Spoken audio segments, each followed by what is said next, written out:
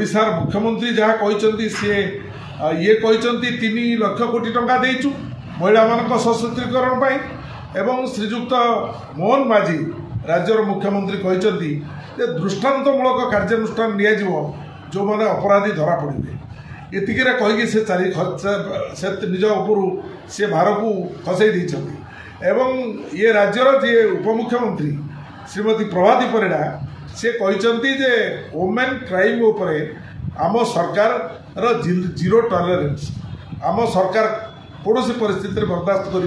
सी मुंडू बोझ ओल्ले ये जो परिस्थिति है ये परिस्थिति को जदि आम देखा गोटे घटना कांग्रेस प्रति जो भाई भाव में आक्रमण करा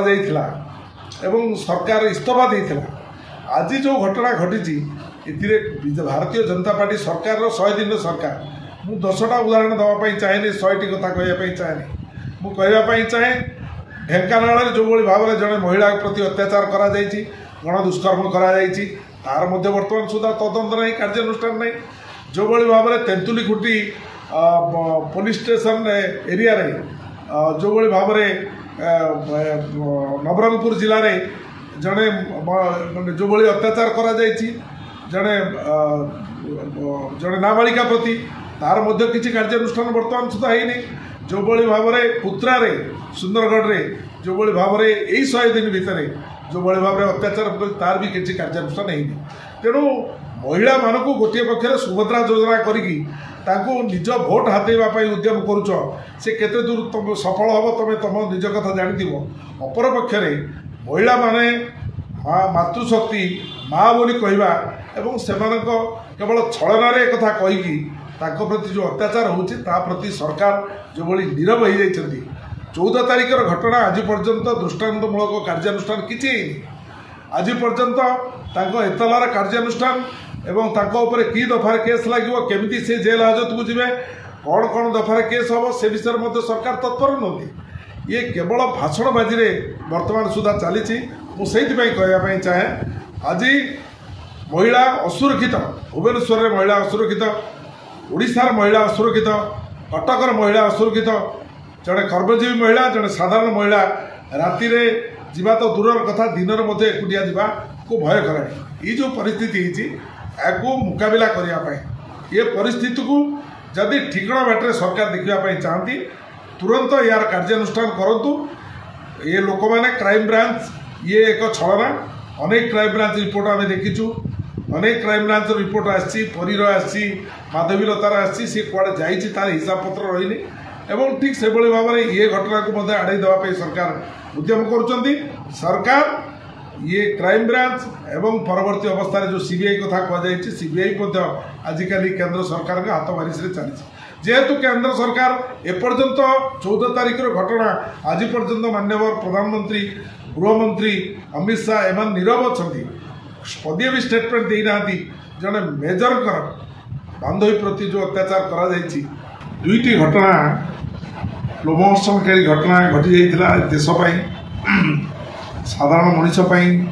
ओडिशा राज्यपाई मणिपुर जो घटना होता 2 जन आदिवासी महिला को उल्लग्न करी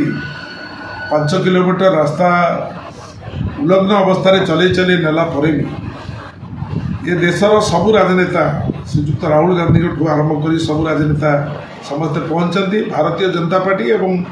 तार नेता श्रीजुक्त नरेंद्र मोदी से जगह को जाना से बाबद कंसर्न जो हृदयर कथा से प्रकाश करना ये एक अत्याचार अपर पक्षरे श्रीयुक्त नरेंद्र मोदी देशर प्रधानमंत्री जो भाव में कलिकतार जड़े डाक्तर को ऊपर जो महिला डाक्तर को ऊपर जो अत्याचार करागला से सारा देश देशर प्रधानमंत्री देशर मंत्री देशर गृह विभाग मंत्री जेहेतु से डबल इंजिन सरकार नुहे तृणमूल कांग्रेस सरकार थिला राज्य में तेणु से बहुत सीरियस कंसर्न देखे बहुत व्यस्तता व्यग्रता प्रकाश कले से अत्याचार पाए आमे भी सीरियस कंसर्न आमे भी व्यस्त जे एभली महिला प्रति अत्याचार करने उचित नुहे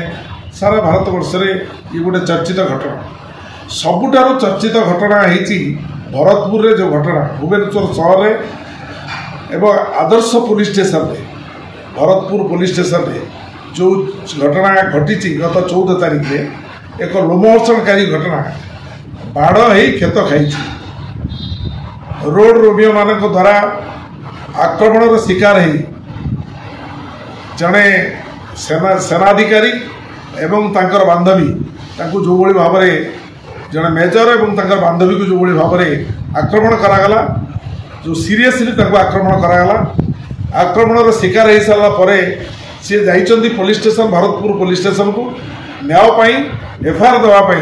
एवं सेठी तांको जो भली भाव में तांको प्रति अत्याचार करागला से निजे निज मुहरे कहउछन्ती तांकर प्राइवेट पार्ट को गोईठा मारे पछे ना आईआईसी को ना से अभियोग कर यौन निर्यातना देते